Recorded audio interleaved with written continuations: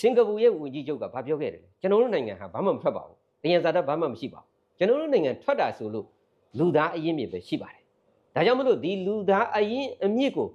ကျွန်တော်တို့က special ကြကြနာနာပညာတွေသင်ပေးရမယ်အလုပ်ကိုင်ခွင့်လန်းတွေပေးရမယ်ကျွန်တော်တို့နိုင်ငံသားတွေကိုကဘာကလူတွေရဲ့ပတ်စံအိတ်ထဲဝင်လာအောင်သင်ပေးထားတဲ့အတွက်ကြောင့်ကျွန်တော်ဘာမှပူစရာမလိုပါဘူးတဲ့စင်ကာပူဝန်ကြီးချုပ်ကဒါကြောင့်မလို့ဦးစင်းတို့ထက်ဆင်းရဲတဲ့နိုင်ငံလေးနော်ဦးစင်းတို့နိုင်ငံကြီး1962ခုနှစ်အာဏာမသိမ်းခင်ကဦးစင်းတို့ကပြည်ပဆိုင်ရာလေရင်ဝင်ရှိနေအဲ့ဒီချိန်မှာစင်ကာပူမှာဘာမှမရှိသေးဘူးထိုင်းမှာမရှိသေးဘူးနော်အဲ့တော့အဲ့ဒီချိန်တုန်းကစင်ကာပူဝန်ကြီးချုပ်တို့ကိုယ်တိုင်ကနောက်နှစ်ပေါင်း20ကြာရင်မြန်မာနိုင်ငံမှီရမယ်လို့ပြောခဲ့တဲ့တမိုင်းမှတ်တမ်းတွေရှိနေတယ်နော်အခုအဲ့ဒီကနေပြောင်းပြန်ဖြစ်သွားတာဘယ်သူတွေကြောင့်စစ်အာဏာရှင်တွေကြောင့်ရုရှားကိုသွားတယ်ဆိုတာလေဒါတက်ဘောမာတာဆိုတာ तू အဲ့မှာလေဖျားမဟောတဲ့ကိုတကားကိုနင်းတင်တဲ့တွေ့မှာဖျားမဟောတဲ့ကျွတ်မင်းဆိုတာဟုတ်ကဲ့မကျွတ်ဆိုတဲ့အမိတဲ့တကားကြီးတို့တွက်ကြည့်ကျွတ်ကဗမာနေတာတော့ကျွတ်ကတော့တကယ်ဟွာလေအမိုက်ပုံတို့အယွန်အညစ်ပတ်ရှိတဲ့နေရာတွေမှာနေတာအဲ့ဒီကျွတ်ဆိုတာပြည်သူထားပါတော့အိမ်တိမ်မဲ့ကြည့်လိုက်ဘဲဥစ္စာကောင်းကျိုးပေးလို့ဥဒုံလဲတွေတက်မှာလေကျွတ်တွေကလည်းအဲ့စပားတွေကိုဖျက်ဆီးတယ်အကိုဘဲဆိုတဲ့ဘဲတွေကိုဖျက်ဆီးတယ်အိမ်တွေဆိုတဲ့အိမ်တွေဖျက်ဆီးတယ်ကျောင်းဆိုတဲ့ကျောင်းတွေကိုအကုန်လုံးဖောက်တာကျွတ်ဆိုတာကောင်းတဲ့အရာမှမဟုတ်တာကြီးကိုနောက်ပြီးတော့ဦးဇင်းတို့ဒီယောဂအနေနဲ့ကြည့်အောင်ကျွတ်ကနေဖြစ်လာတဲ့ယောဂရှိမဟုတ်လားပလိယောဂတို့ဘာတို့လေဒါကျွတ်ကလူကိုတက်ဒုက္ခပေးတဲ့အရာအဲ့ကြောင့်မို့ तू ကသွားပြီးတော့ဟိုမှာကျွတ်မင်းဆိုပြောဆိုတော့ပူတင်ကိုလည်းပြန်ကြည့်လိုက်ကဘာဒုက္ခပေးနေတာပဲပူတင်နဲ့နလားဆိုတော့တရုတ်နဲ့အတူတူပဲအဲ့ဒီကဘာဒုက္ခပေးနေတဲ့အတူတူကုဒီကောင်လဲဦးဇင်းတို့ကတကက်လူယုံမှစစ်မို့လို့ဒါပြောမှဆိုရင်ဦးဇင်းတို့မြန်မာဆိုတူရသွားပြီးတော့စုတဲ့သဘောပဲမင်္ဂလာပါကျွန်တော်တို့ဒီနေ့မနက်ခင်းပါဆိုလို့ရှိရင်ကျွန်တော်တို့ဆရာတော်တစ်ပါးကိုဒါကျွန်တော်တို့တွေ့ဆုံပြီးတော့ပါမြန်မာနိုင်ငံမှာအကြမ်းဖက်စစ်ကောင်စီမဲအောင်လိုင်းအာဏာသိမ်းခြင်းပေါ့နော်၄နှစ်ကျော်၅နှစ်အထက်ကိုရောက်လာပြီဒီအရာနဲ့ပတ်သက်ပြီးတော့မှသုံးသပ်သွားပါဖြစ်ပါတယ်ကျွန်တော်တို့ပေါ့နော်ဒီမှာဆရာတော်မင်းတုတ်ကြတဲ့ပတ်သက်ပြီးတော့မှဒါကျွန်တော်တို့ဒီပထမသွားမဲ့အပိုင်းရတော့အကြမ်းဖက်စစ်ကောင်စီမဲအောင်လိုင်းကအာဏာသိမ်းခြင်း၄နှစ်တာ၅နှစ်တဲ့ကိုဝင်လာပြီပေါ့နော်အဲ့ဒီအရာနဲ့ပတ်သက်ပြီးတော့မှဒါဟိုနိုင်ငံရေးအခြေအနေစီးပွားရေးအခြေအနေလူမှုရေးအခြေအနေတဲ့နောက်မြန်မာနိုင်ငံသူမြန်မာနိုင်ငံသားတွေရဲ့လူသားအရေးပြည့်အခြေအနေတွေကိုဒါသုံးသပ်ပေးပါဦးဒါဘိုးဘိုးရဲ့အပြည့်တွေတဲ့ပေါ့နော်ဟုတ်ကဲ့ဦးစင်းအနေနဲ့ပြောရမယ်ရေးဆိုရင်တော့ပေါ့နော်ဒါအားလုံးလည်းပဲသိကြပါတယ်တိုင်းပြည်တစ်ပြည်ရဲ့အရေးကြီးဆုံးဖြစ်တဲ့နော်စစ်တပ်ရဲ့ကာကွယ်ရေးဦးစီးချုပ်ဟေ့ဆိုတာတိုင်းလူပြည်သားများရဲ့အသက်အိုးအိမ်စည်းစိမ်ကိုကာကွယ်စောင့်ရှောက်ဖို့ဒီတိုင်းလူပြည်သားတွေလုံခြုံဖို့ဒါအရေးကြီးဆုံးပဲသူတို့ရဲ့အလုပ်ဟာတိုင်းတစ်ပါးသားတွေနဲ့စစ်ဖြစ်လာတဲ့ဟေ့ဆိုရင်ရှေ့တန်းကနေမမတ်ရက်ပြီးအသက်ဆွတ်ပြီးတော့တိုင်းပြည်ရဲ့တာဝန်ကိုထမ်းဖို့ပဲသို့တော့ယနေ့တိုင်းလူပြည်သားများကယုံကြည်နဲ့ရွေးကောက်ပွဲလုပ်ပြီးတော့နော်မဲပေးလိုက်တဲ့ဒေါအောင်ဆန်းစုကြည်တို့ NLD ပါတီ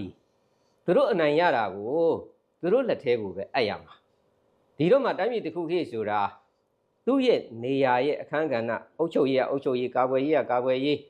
စီးပွားရေးအစရှိသဖြင့်စီမံခန့်ခွဲမှုတို့အခန်းကဏ္ဍတွေအလိုက်နဲ့သွားမှတိုင်းပြည်တစ်ခုခေတ်ဆိုတာတိုးတက်တာပဲတို့တော့လည်းပဲပြည်သူပိုင်တဲ့အချုပ်ချာအာဏာ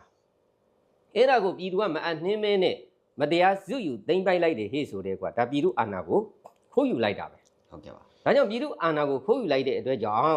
်ပြည်သူတွေကနေပြီးတော့အားလုံးငြိမ်းချမ်းစွာနဲ့တိုင်းပြည်လုံးနော်အကုန်လုံးမြို့ရွာတော့အကုန်လုံးဘယ်နေရာမှမကြံ့ကျွန်တော်တို့ပြည်သူပိုင်တဲ့အချုပ်ချာအာဏာကျွန်တော်တို့ပြည်သူကိုပြန်ပေးပါ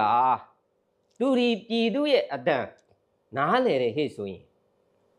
အေးစစ်ကြည်ပြန်အပ်ရမှာပဲဒါဆိုရင်ဦးဇင်းတို့တိုင်းပြည်ကြီးကပြဿနာဘာမှဖြစ်เสียအကြောင်းမရှိဘူးအခုပြည်သူအတန်ကိုနားမထောင်မဲနဲ့ငြိမ်းချမ်းစွာဆန္ဒပြနေကြတဲ့ပြည်သူကိုရဲဆက်တက်ဖြတ်လိုက်တဲ့အခါမှာဦးဇင်းတို့မြင်ကွင်းတွေကပြောင်းပြန်ဖြစ်သွားတယ်အစိုးရတရက်ဟေ့ဆိုတာပြည်သူမကြည်ဘူးပဲနဲ့အစိုးရမဖြစ်ဘူးဟုတ်ကဲ့ပါအစိုးရမဖြစ်ရင်ရှေ့ကိုဘာမှဆက်လို့မရဒါကြောင့်သူဟာပြည်သူမကြည်ဘူးတဲ့အာဏာကိုမတရားခိုးယူလိုက်တဲ့အတွက်ကြောင့်အုပ်ချုပ်ရေးတွေကလည်းမြင်တဲ့အတိုင်းပဲကမောက်ကမတွေအကုန်ဖြစ်ကုန်စီးပွားရေးကလည်းပဲ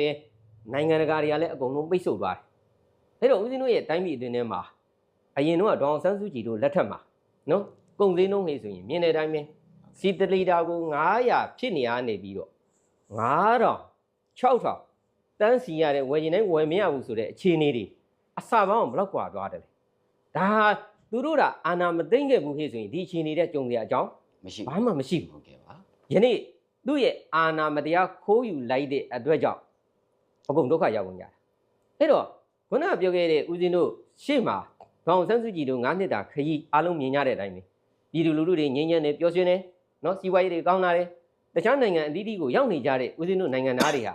ပြည်တွင်းထဲမှာအလုပ်ကိုင်တွေရလာတဲ့အတွက်ကြောင့်ပြန်ဝင်လာကြတယ်ဦးဇင်းတို့ကိုယ်တိုင်မဲဆောက်မှာနေခဲ့တာပဲဟုတ်ကဲ့ဒေါအောင်ဆန်းစုကြည်လက်ထက်မှာဦးဇင်းတို့ပြန်ဝင်သွားကြတယ်ငြိမ်းချမ်းတာဒနာပြုနိုင်တယ်လူလူလက်လက်ဓမ္မတရားတွေကိုဟောကြားလာနိုင်တယ်နော်ပြီးတော့မဲဆောက်မှာမြန်မာနိုင်ငံသားတွေအကုန်လုံးပြန်ဝင်သွားကြတဲ့အတွက်ကြောင့်မဲဆောက်မြို့ကြီးဟာလုံးဝ6ကတ်သွားတယ်ဒါတွေကဘလို့မှညင်းလို့မရတဲ့ချက်လက်တွေပဲဒါကြောင့်ဦးဇင်းအနေနဲ့ပြောချင်တာဗာလဲဟေ့ဆိုတော့တိုင်းပြည်တစ်ခုကို run ဖို့ဟေ့ဆိုတာပြည်သူကကြီးဘူးနဲ့တင်ထားတဲ့အစိုးရတရက်ကနေပြီးတော့ပြည်သူနဲ့အစိုးရနဲ့ပြည်သူကြည်ပြူပြီးတော့ run တော့မှစီးပွားရေးတွေအဆင်ပြေမယ်ကျန်းမာရေးတွေအဆင်ပြေမယ်နော်ပညာရေးအစရှိတွေပြအခန်းကဏ္ဍအားလုံးအဆင်ပြေမှာပဲဒါကြောင့်ပြည်သူကြည်ပြူတဲ့အစိုးရတော်ကတကယ်တကဘာလုံးရဲ့ကတ်ဆိုင်တဲ့ COVID-19 ကြောက်ရောက်ခဲ့တာအားလုံးမြင်တဲ့အတိုင်းပဲထိုင်းရေးဆိုရတို့တောင်မှပဲဒေါအောင်ဆန်းစုကြည်တို့လောက်မလုံနိုင်တာအားလုံးမြင်ဝထင်နေမယ်ဒါကြောင့်မလို့ဦးဇင်းတို့ COVID-19 နော်ကာကွယ်ဆေးတွေကိုဦးဇင်းတို့အစစ်မြင့်တဲ့ဆေးတွေကိုဦးဇင်းတို့နိုင်ငံသားတွေကိုထိုးပေးနိုင်တဲ့အချိန်မှာထိုင်းနိုင်ငံမထိုးပေးနိုင်လို့သူတို့ပြည်သူတွေရတောင်မှပဲနှိုင်းရှင်ပြီးတော့ငါတို့ဆိုကဘာလုပ်နာလဲလို့ပြောလာတဲ့အခြေအနေတွေဖြစ်တယ်ဒါပါလဲဟေ့ဆိုတော့ပြည်သူနဲ့အစိုးရနဲ့ပြည်သူဟာအမြဲတမ်းကြည်ပြူနေမှတိုးတက်ခြင်းတွေမြင်မာခြင်းတွေငြိမ်းချမ်းခြင်းတွေအကုန်လုံးလို့ရတယ်ယနေ့ဖြစ်နေတဲ့ပြဿနာဟာပြည်သူမအပ်တဲ့အာဏာကိုမတရားခိုးယူသိမ်းပိုက်လိုက်တဲ့အတွက်ကြောင့်ဦးဇင်းတို့ယနေ့မြန်မာနိုင်ငံအတွင်းထဲမှာလူသားအရင်းမြစ်တွေအကုန်ဆုံးရှုံးကုန်ကလေးတွေနော်အင်ဂျင်နီယာတွေသမရဖြစ်လာမဲ့လူတွေဝန်ကြီးတို့ဖြစ်လာမဲ့လူတွေတိုင်းပြည်ကြီးကိုတည်ဆောက်မဲ့ကလေးတွေဟာပညာမသင်ရတာနော်ခုနပြောတဲ့သူအာဏာသိမ်းလိုက်တော့၄နှစ်အခုဆိုလို့ရှိရင်ကလေးတွေကတောတင်နေမှာနော်အသက်တွေဆုံးရှုံးနေကြရတယ်အခုသူတို့မတရားနော်စစ်မှုထမ်းဥပဒေဆိုပြီးခေါ်တဲ့အတွက်ကြောင့်နိုင်ငံတကာတွေရောက်ကုန်ကြရတယ်ဒါအုံနောက်နေ brain drain ယိုစီးကုန်လူသားအရင်းမြစ်တွေကိုနိုင်ငံအတွက်ဖွံ့ဖြိုးရေးလုပ်ရမယ့်ဥစ္စာတွေကလူများနိုင်ငံအတွက်အကျိုးရှိကုန်ကြတယ်ဒါတွေဟာအင်မတန်မှားယွင်းတဲ့လုပ်ရက်တွေပဲဒါကြောင့်သူ့ရဲ့အာဏာသိမ်းမှုဖြစ်စဉ်ဟာအရာအလုံးဆုံးရှုံးနေဦးဇင်းတို့ကိုယ်တိုင်ကိုပြည်တွင်းထဲမှာဓမ္မအမှန်တရားတွေဟောကြားခြင်းပေမဲ့ဟောကြားခွင့်မရှိတော့အခုနေဦးဇင်းတို့ပြည်တွင်းမှာအမှန်တရားတွေသွားပြောရင်ဒီနေ့ပြောရင်ဒီနေ့အသက်ပြောက်သွားမယ်ဒါဟာမတရားအာဏာသိမ်းပိုက်ထားခြင်းရဲ့ဆိုးကျိုးတွေပဲဖြစ်ပါတယ်ဟုတ်ကဲ့ပါအဲ့တော့အာဏာသိမ်းတဲ့အထဲပါပေါ့နော်ဒါအဓိကကျွန်တော်တို့မြင်တွေ့ရတာကတော့တပ်မတော်မြင်တွေ့ရတယ်အဲ့တပ်မတော်ရဲ့အခြေအနေလေးကိုသုံးသပ်ပြပေးပါဦးကျွန်တော်တို့အခုဒီအကြမ်းဖက်စစ်ကောင်စီမရောက်လိုက်အာဏာသိမ်းတဲ့အခါမှာတပ်မတော်ဒီဒါကျွန်တော်တို့ပြည်သူကြားထဲမှာအဓိကပါဝင်နေတဲ့အရာတစ်ခုဖြစ်တယ်ပေါ့နော်အဲ့တော့ဒီအာမရောက်လိုက်ကဒီအာဏာသိမ်းလိုက်မှုကြောင့်ဒီတပ်မတော်ရဲ့ဒီသူ့ပေါ်ပါဒီတပ်မတော်ပေါ်ပါပြည်သူပြည်သားတွေအားလုံးရဲ့အမြင်ကဘလို့အခြေအနေတွေရောက်ကုန်ကြလဲဘလို့အသွင်ပြေတွေရောက်ကုန်ကြသလဲအဲ့ဒါလေးတွေကိုလည်းဒါသုံးသပ်ပြပေးပါဦးဟုတ်ပြီအဲ့ဒါတော့ဒီကကိုနေသိကဦးဇင်းတို့ဗိုလ်ချုပ်တီထောင်ခဲ့တဲ့တပ်မတော်ကနေပြီးတော့စပြောမှာပေါ့တပ်မတော်ဗိုလ်ချုပ်ကဒီတပ်မတော်ဘာကြောင့်တီထောင်လဲဆိုတော့အားလုံးသိပြီးသားပါအဓိကတော့ဦးဇင်းတို့နိုင်ငံမှာဟိုတုန်းကတော့အင်္ဂလိပ်တို့ဂျပန်တို့ဖက်စစ်တွေအုတ်ချုပ်တို့ကိုတိုင်းပြည်ကိုလူမျိုးကတစ်ဖက်ကကျင်ကိုကြားရောက်နေလို့ငါဒီဖက်စစ်တွေဒီအင်္ဂလိပ်တွေတိုက်ထုံးမှဖြစ်မယ်ဆိုဗိုလ်ချုပ်ကတိုင်းပြည်အပေါ်ကိုစိတ်စေရနာမှန်မှန်လေးနဲ့ဒါပြည်သူကိုလည်းချစ်လို့တိုင်းပြည်ကိုလည်းချစ်လို့ရှင်းပြောမယ်ဆိုရင်သူ့ကြုံအဖြစ်ကလုတ်ကင်းစေခြင်းလို့ဗိုလ်ချုပ်ကဒီတပ်မတော်ကိုတည်ထောင်ခဲ့တာအဲ့တော့တပ်မတော်ကြတော့ပြည်သူချစ်တဲ့တပ်မတော်ဟုတ်ကဲ့ပါဗိုလ်ချုပ်ကြီးတို့ကတော့ပြည်သူအမြင်နဲ့ချစ်တယ်ဗိုလ်ချုပ်ကလည်းပြောပြီးသားတကယ်လို့ဒီတပ်မတော်ကပြည်သူအတွက်အသုံးမကျဘူးတိုင်းပြည်အတွက်အသုံးမကျဘူးဒီတပ်မတော်မရှိတာမှကောင်းတယ်လို့ဒါဗိုလ်ချုပ်ကိုယ်တိုင်ပြောခဲ့တာဟုတ်ကဲ့ပါအဲ့ဒီပြောခဲ့တဲ့ဒီတပ်မတော်ကိုတော့ပြည်သူချစ်တဲ့တပ်မတော်ခုအာဏာရှင်တွေလက်ထက်ဘယ်ကနေစပြလဲဆိုရင်တော့ဦးဇင်းတို့ဒီဥနေဝင်ပေါ့62ခုနှစ်ဒီတပ်မတော်ကိုပိုင်တပ်မတော်အသွင်နဲ့လုတ်ပြီးတော့ပြုကျင့်တယ်အဲ့ဒီကစပြီးတော့တပ်မတော်ပြတ်တာပဲဥနေဝင်ကနေစပြီးတော့တပ်မတော်ပြတ်တယ်ဥနေဝင်ပြီးတော့ခုဗိုလ်ချုပ်တန်းရွှေကြတော့အဲ့ဒီတပ်မတော်ရတရားမရှိတော့ဘူးခုမလက်ထက်ကြတော့တပ်မတော်နဲ့ပြည်သူကတကယ်ကမ္ဘာရန်ဖြစ်သွားပြီဘာဖြစ်လို့ဆိုတော့တပ်မတော်ဆိုတာတိုင်းပြည်တဲ့အရေးကြီးတဲ့အရာတိုင်းပြည်မှာကာကွယ်ရေးယူထားတဲ့နေရာအဓိက main နေရာကြီး